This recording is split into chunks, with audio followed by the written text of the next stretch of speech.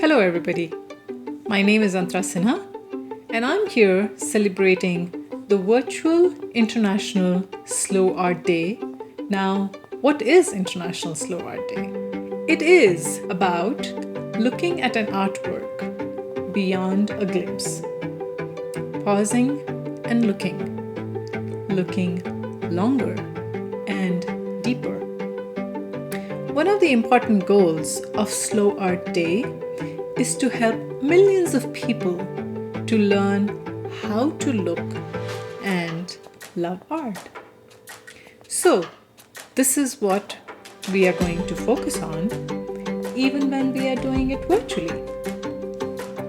Because of COVID-19, we are unable to see the artwork in person and hold a discussion. But let's not break our hearts. We have found a way to enable this interaction through this process.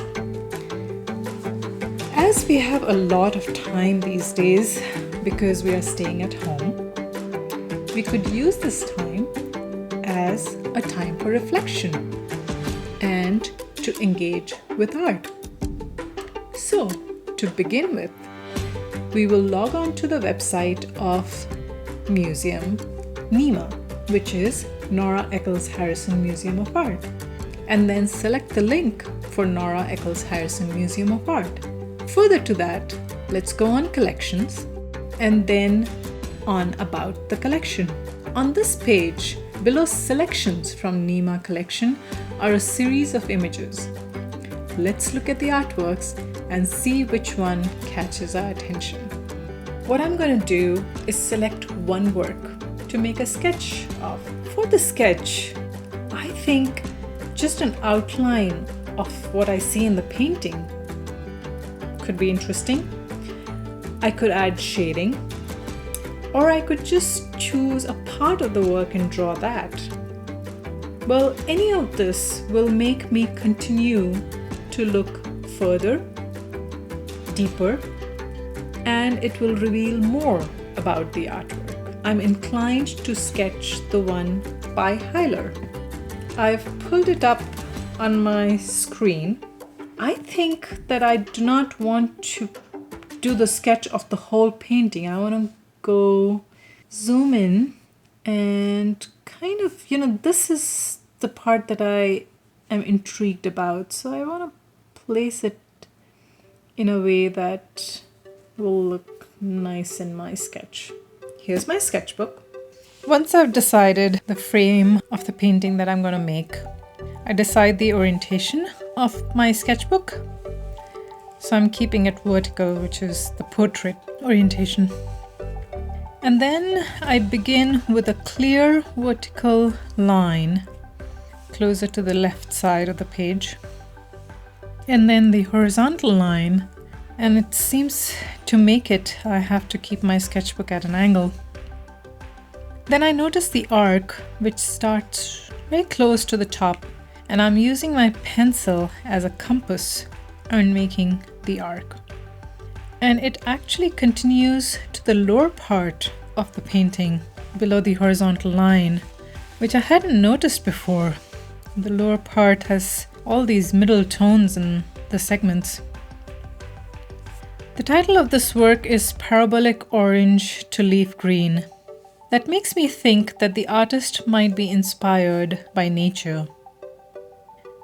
The curve parabola is found in nature a lot. Leaf green, which is part of the title, reinstates the fact that the artist might be inspired by nature.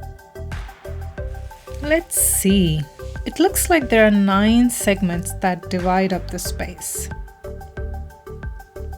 And then I'm looking at the change in tonal variation.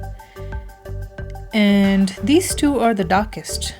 So I'll start here with a lot of pressure on my pencil and shade it.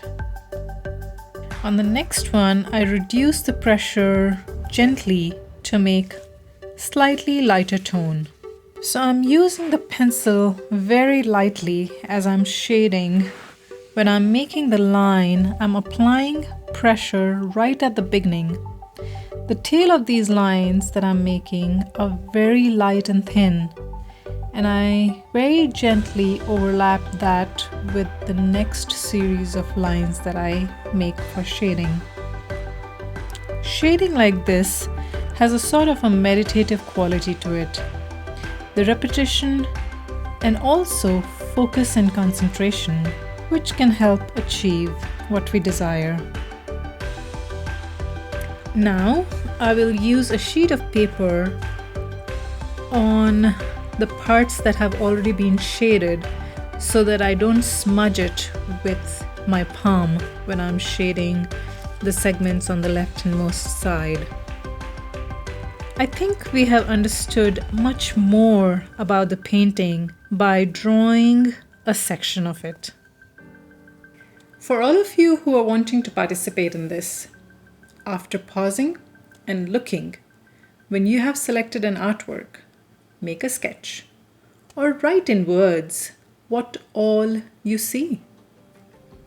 And then take a photo and share it with us. The Museum Nima would like to share your work with others, and if possible, will print and post your artwork in their museum lobby windows for people outside to enjoy. It may be possible that they will also exhibit this work in a virtual exhibit. Remember, one can apply the slow looking and sketching idea to whatever is around you. It may be something in your home, something outside your window, whether it's nature or buildings. Whatever you find around you that makes you look further than a moment's glance. It doesn't have to be an artwork. Any of the above mentioned could lead to a sketch or an observation, something to share.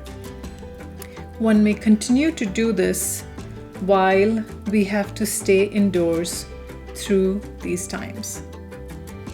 Lastly, if you feel inspired, join us and engage with us. Enjoy slow looking, learning, and loving art.